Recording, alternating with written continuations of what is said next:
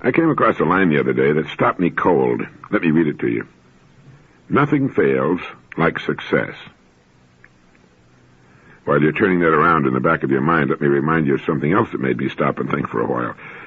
I think it was from the distinguished professor, now retired from Columbia University, Dr. Sidney Hook. He said, to the best of my memory, in effect, there's nothing wrong with a little anticipation. The real tragedies in life occur when we get what we want. So let's take these two thoughts as our subjects for the moment. Nothing fails like success, and while there's certainly nothing wrong with anticipation, the real tragedies in life come about when we get what we want. These two statements would seem to run counter to everything we tend to believe, especially in the United States. Let's take them one at a time, if that can be done. Nothing fails like success. The quotation is attributed to Gerald Hurd, author of such outstanding books as The 5 Ages of Man, The Psychology of Human History, Gabriel and the Creatures, Pain, Sex, and Time, New Outlook on Evolution and the Future of Man, and others. We're recommending that you read The 5 Ages of Man, and we're listing his other books in case you'd want to collect all of his works. He's an original and distinguished investigator into the beginnings of our species and why we're the way we are, and incidentally, how we could be a lot better. I found the quotation in another book I'm going to recommend that you read. It's a small paperback written by an educator, Warren Stutzel. The title of the book is School for the Young. Warren Stutzel writes, one of the dangers of evolutionary success is that no matter how well it may have served a creature, any device, if it can be called that, may simply run away, go to extremes, and become the eventual Achilles heel for the species. Such has been the case with fangs and claws, with saber-toothed tigers and mastodons sporting their great, giant curling tusks. Such is the case now with the trigger-happy response mechanism of the killer whale. Claws and teeth may have their uses, but only up to a certain size. They can, and they do, become unwieldy. A quick response may have its uses too, but when it must be so quick that the creature has no choices whatsoever, then, as with the killer whale, the creature has been lured down the narrowing passage of too limited response. It's built within itself its own destruction. It is not defense at any cost that has worked. The fossil record is full of those who went that way. Not even success has a very good record, as the earth keeps records. Survival in the long, long run has favored the timid, the unfinished, the flexible, the vulnerable. If Darwin was right that the fittest survive, we must add to that statement a more accurate definition of what it is to be fit. To be fit for survival is to be unspecialized.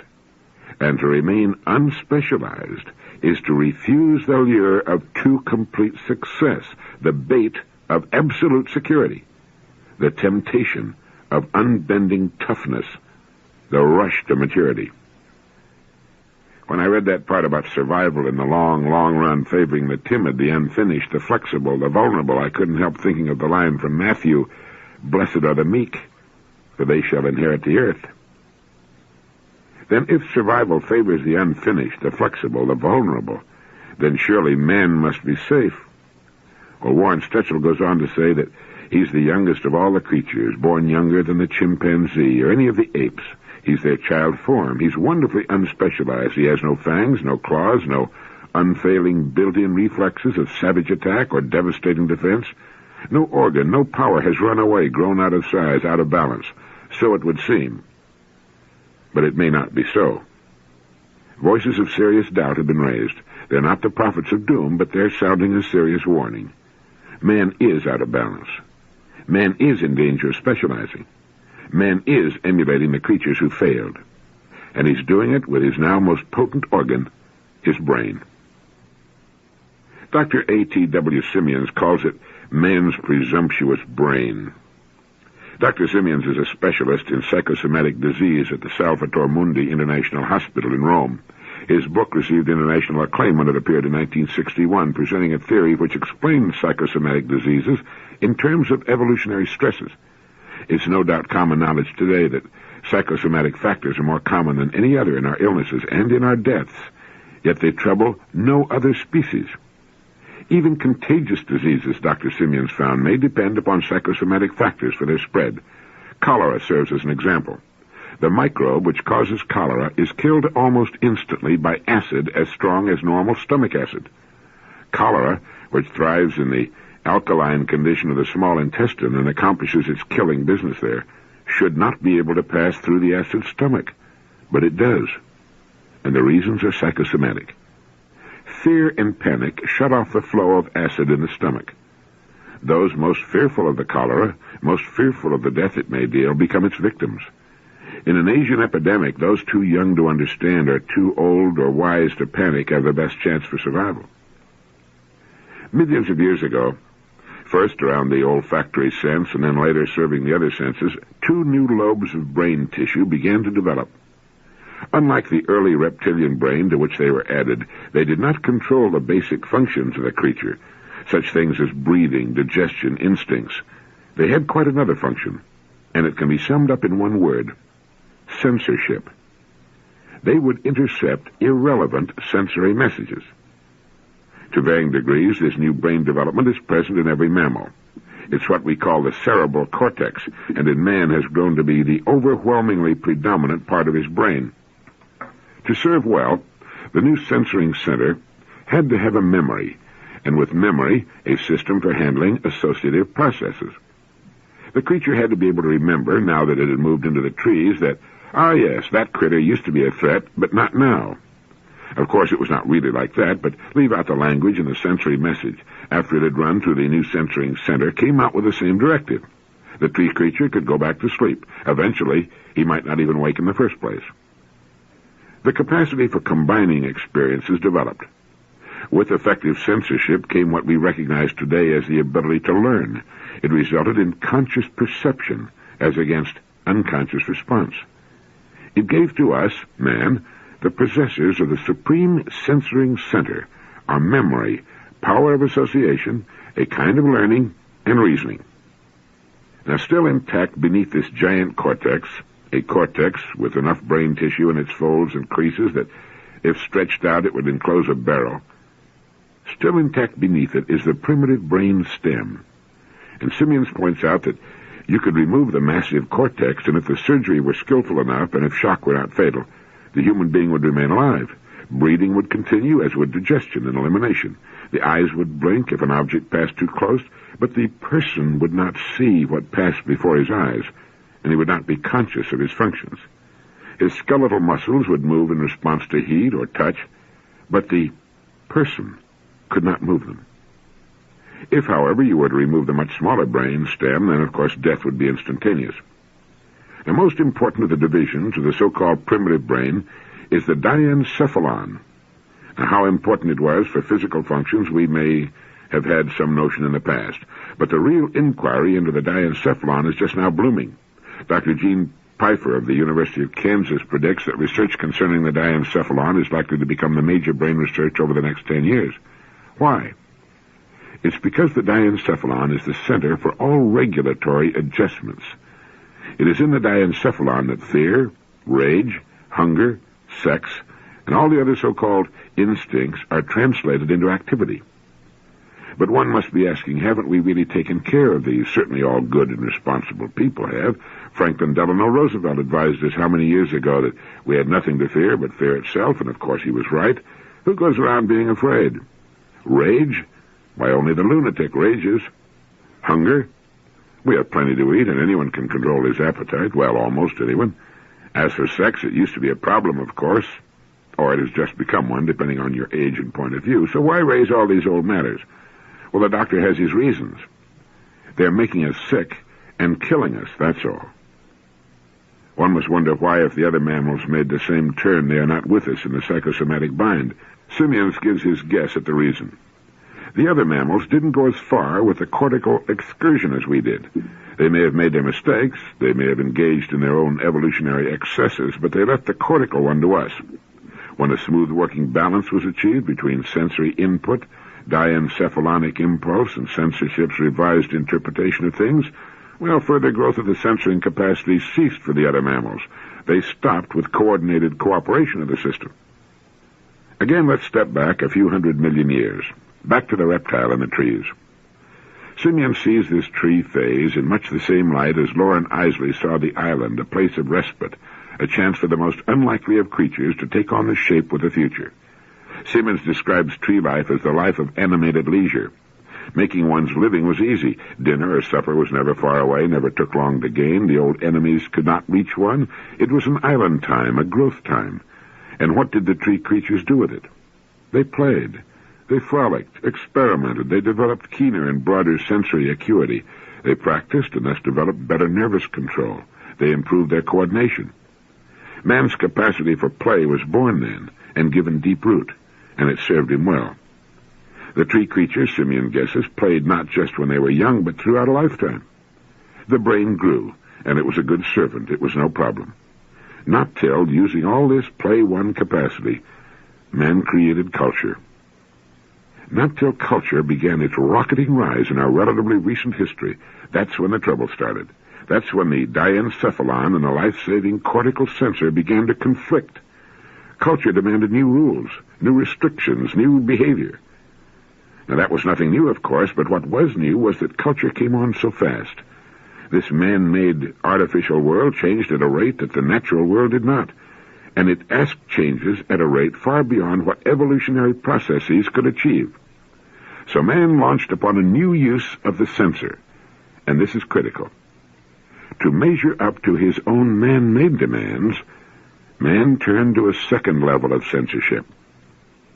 Now, in the first level, a sensory message was processed and judged in the light of current experience. Its message was recognized. If it warranted action, action ensued, but if it did not, action was denied. The important factor in this process is the impulse. Whether acted upon or denied action, the impulse was recognized. With the second level of censorship, the censor simply erased consciousness of the message. This became censorship of awareness. The former regulation of impulse becomes now unawareness that the impulse even exists. With this kind of censorship, man becomes able to convince himself that he's quite another being. He's able to separate himself from the animal world and at the same time attempts a lofty existence above his own body. He would, at times and places in his history, deny his bond with either or live as far beyond that bond as possible. Part of his revisionism was his assumption of the stance of the toughest little creature on Earth. We know from the evolutionary studies that his distant origins are in some of the most timid of all creatures.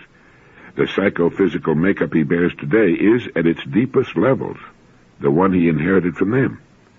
So contrary to his evolutionary past was man's new claim to ferocity, that he had to devise tools to accomplish his new tasks of murder and mayhem. He had no adequate weaponry as part of his physical makeup. His body, like his diencephalon, was that of a defenseless creature who survived by sensory acuity, by quickness of wit, and by coordination of muscle and mind in escape. No tusks or claws or even trigger reactions were his. He was an expert at flight. And that is what his diencephalon went right on telling him to do as he brazenly toughed his way into belligerence.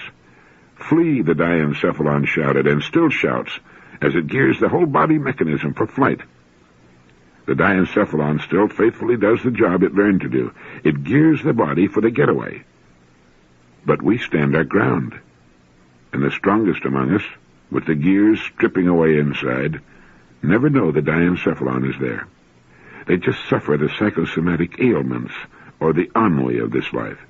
They name their machines and their battles after the creatures they emulate most, the killers and the carnivores, the very creatures that we know are among the latecomers to this earth and will be among the first to leave.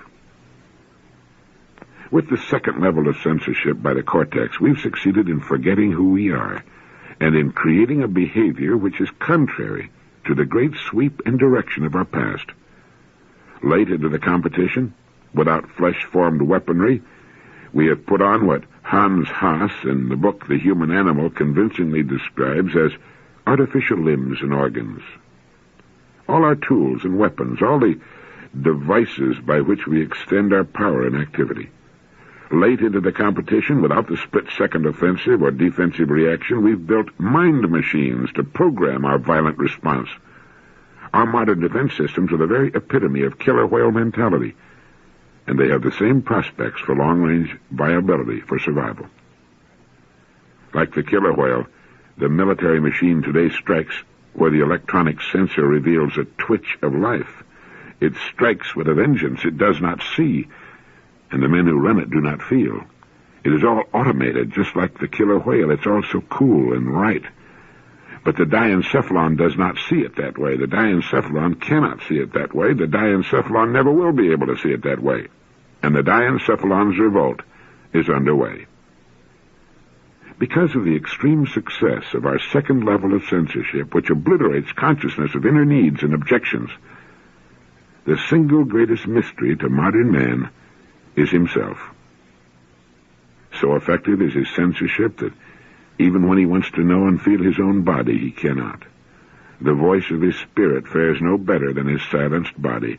It can rarely get past the censor. But, Warren Stetzel writes, this is changing.